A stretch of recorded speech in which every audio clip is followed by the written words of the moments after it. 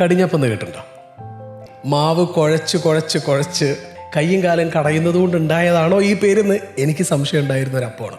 സത്യം പറയാലോ, നാവിൻ്റെ തുമ്പിൽ നിന്നും മറന്നു പോയിട്ടില്ലാത്തൊരു രുചിയാണ് കടിഞ്ഞപ്പം.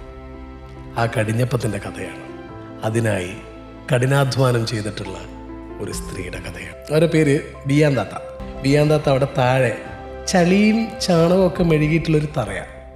അതിലിങ്ങനെ ഇരിക്കും, ഒരു പലകയൊക്കെ ഇട്ടിട്ട്. വലിയൊരു പാത്രമുണ്ട്, അതിനകത്ത് അരിപ്പൊടിയാണോ ഇനിയിപ്പോൾ മറ്റേ ഈ ഗോതമ്പിൻ്റെ പൊടി അതെനിക്കറിയാം, പക്ഷെ ഒരു പൊടിയിടും. എന്നിട്ട് നല്ല ശർക്കര ഗംഭീരമായിട്ട് തിളപ്പിച്ചിട്ട് ആ തിളപ്പിച്ച ശർക്കരപ്പാനി അതുപോലെ എടുത്തിട്ട് ഇതിനകത്ത് അങ്ങ് ഒഴിക്കും.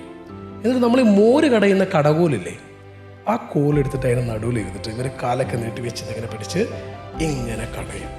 അതായത് മണിക്കൂറുകളോളം ഈ കടകോല് വെച്ച് കടഞ്ഞ് ശർക്കരപ്പാനിയും ഈ ഒരു പൊടിയും ഒക്കെ മിക്സ് ചെയ്ത് നമ്മൾ ഇന്ന് വരെ കണ്ടിട്ടില്ലാത്തൊരു പ്രത്യേകതരം കളറിലാവുമ്പോൾ ഹൗ എന്ന് പറഞ്ഞിട്ട് അവർ എഴുന്നേക്കുന്നതാണ്.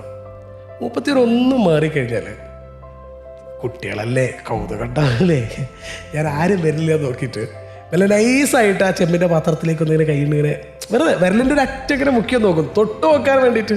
ഒന്ന് തൊട്ട് നോക്കുമ്പോൾ നല്ല കുഴകുഴാന്നിരിക്കുന്ന മാവ് അതെടുത്തിട്ട് പച്ചയ്ക്ക് എൻ്റെ പൊന്നു പോലെ പൊരിച്ചാൽ കിട്ടൂലേ ടേസ്റ്റ്.